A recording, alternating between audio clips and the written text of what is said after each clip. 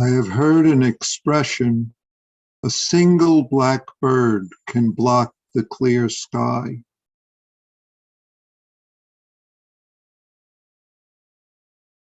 Though this might be so, I would say even a great flock of blackbirds do not hinder the clear sky. Even wispy clouds can seem to hinder the sky, but so beautiful, wispy, cloudy sky.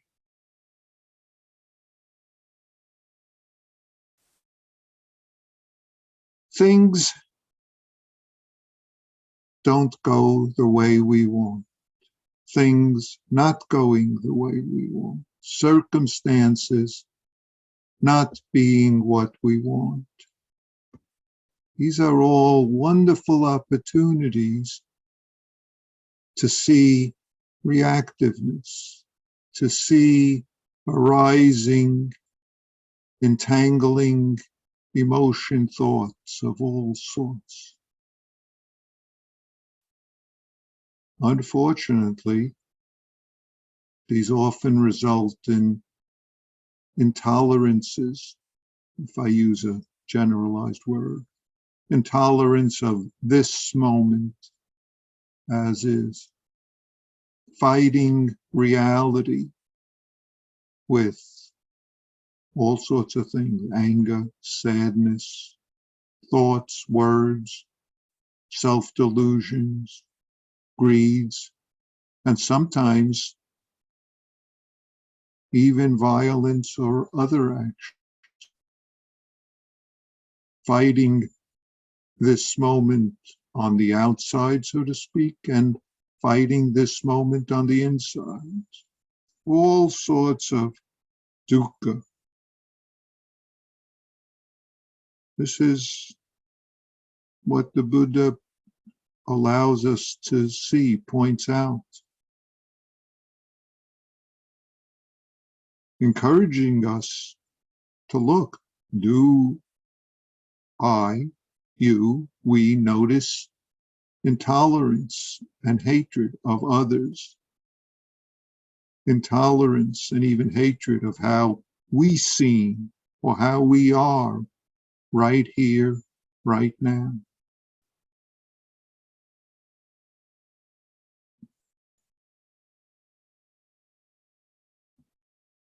In many aspects of our life, we can see this, even when we're alone, even when we are with those close to us, or even when we look at the world, those in the world. We look in many ways, whether with media, people at a distance, stories we hear.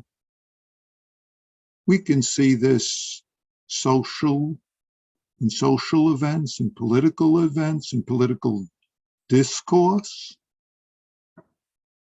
And of course, unfortunately, we notice this in facing the violence and hatreds that we humans impose on each other. Whether in a big city where they have drive-by shooting and killings and harmings, in one of the many wars that are ongoing throughout the world,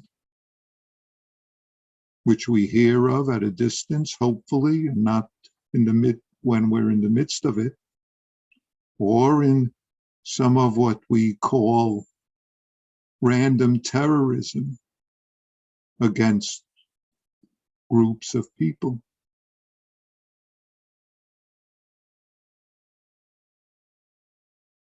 Some of you have brought this up. Some of us have brought this up recently. And especially in terms of our frustration and inability to deal with the frustration and differences of intolerance and difficulties. Some of you might have heard about this, that this seems to be more prevalent now among children and teenagers, as well as adults of many ages, but the children and teens is something they seem to have found occurring more, and of course they explain it as a result of, or they see it at the end of the periods when children were kept out of school, kept out of social interactions, and all of a sudden there's reports that children seem to have failed to develop or have lost their ability to deal with others, to work with and tolerate differences, to work with realities that don't go along with their expectations and requirements of self, of others, of the universe. People are just short-tempered, or so it's been reported, on short fuses. Interesting. Of course, this, if we look closely, this is present in human life in many ways and has been present long before these recent COVID actions. These are the myriad forms of hatred, anger, violence, which was, of course, even evident in the Buddha's time and life and are discussed in the sutras, not just among others, but even the Buddha himself was subject to this. We humans have a hard time in practicing with self-entanglement, self-delusion, self-dreams, and nightmares. So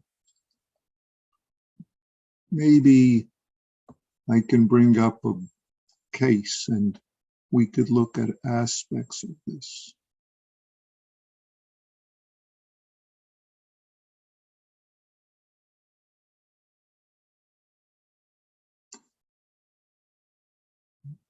The Blue Cliff Record, case 13, excuse me.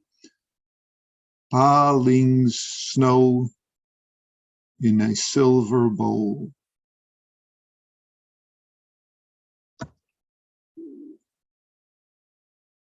The pointer or introductory remarks. Clouds are frozen over the Great Plains, but the whole world is not hidden. When snow covers the white flowers, it's hard to distinguish the outlines. In coldness, it is as cold as snow and ice. In fineness, it's as fine as rice powder. Its depths are hard for even a Buddha's eye to peer into. Its secrets are impossible for demons and outsiders to fathom. Leaving aside understanding 3 when 1 is raised, for this moment, still he cuts off the tongue of everyone on earth. Tell me, whose business is this? To test, I cite this case.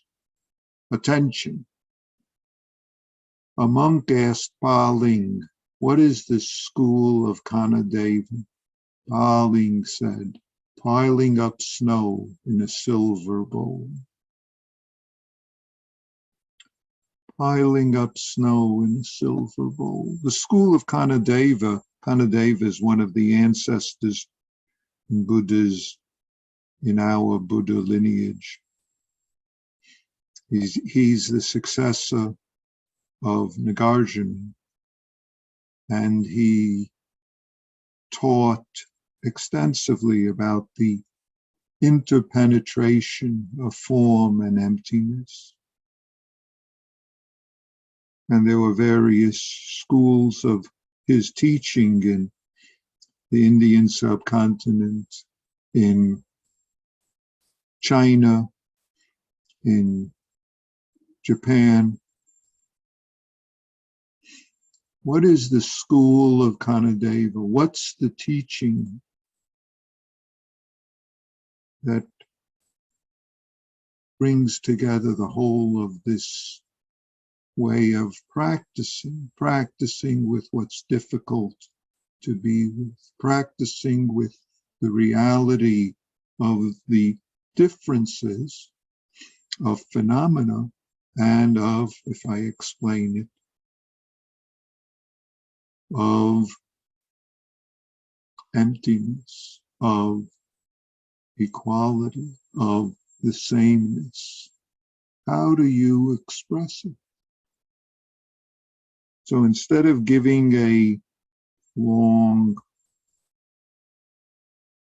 complex explanation, Ba Ling shows it to us, piling up snow in a silver bowl. Just this. Heaping up snow in a silver bowl is heaping up snow in a silver bowl. And it's important to know the difference between snow and silver. Though all white is the same, all is this emptiness, and differences are significant and need clarification. Differences even in insight and realization. Differences especially in the particulars of accomplishment and depth and breadth of each of us. In working on this koan, Maezumi Roshi emphasized the importance of differences in realization, differences in actualization. Though all awakening is the same, yet many differences. He said, especially his teacher Yasutani Roshi emphasized this aspect of it, importance of seeing and appreciating differences of insights, differences of actualizing this. Conceptually, we could call the same and difference, the form and emptiness, which is most ordinary. This is what our ongoing practice is, and yet it's most difficult. It's nothing extra, nothing special, and yet this phenomenal world and essential world, if I use that expression, are two things, and yet they're one thing. They're tightly interwoven.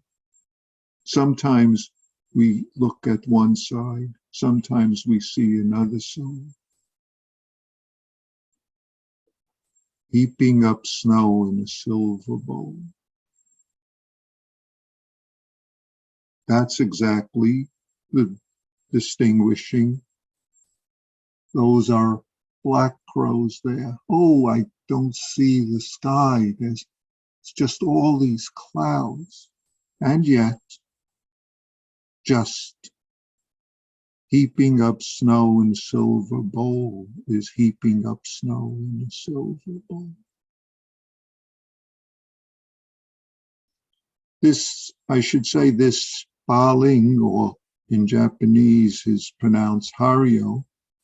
He's famous for three questions. He was a successor of Yunmen, who I spoke about recently in several cases. And the primary teachings that we have for him are three very interesting questions and answers. These are treated as koan in traditional koan practice.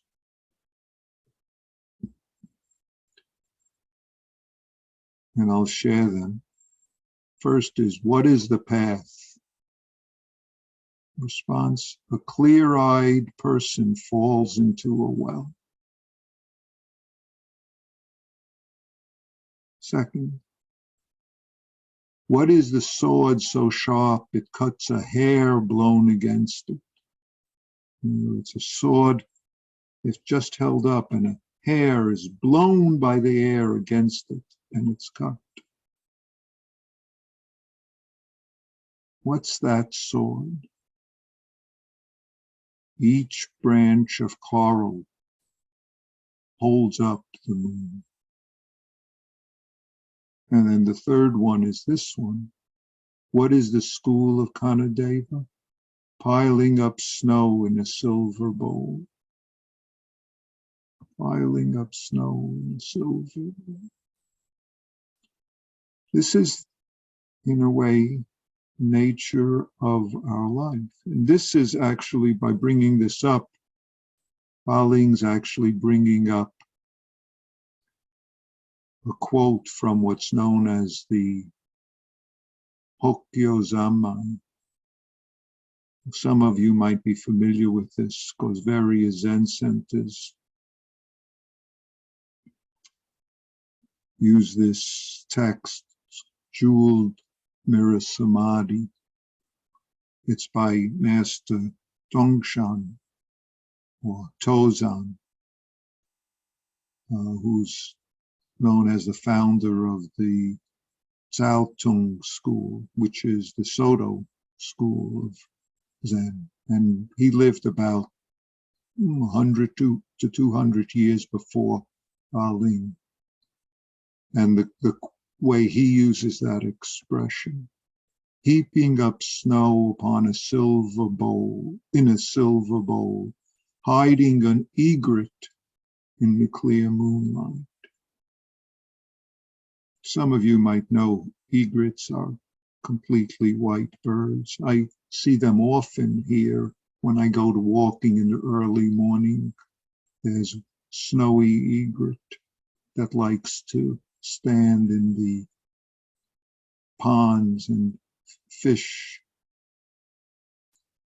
But in the clear moonlight is the brightness of the moonlight and the egret and the moonlight.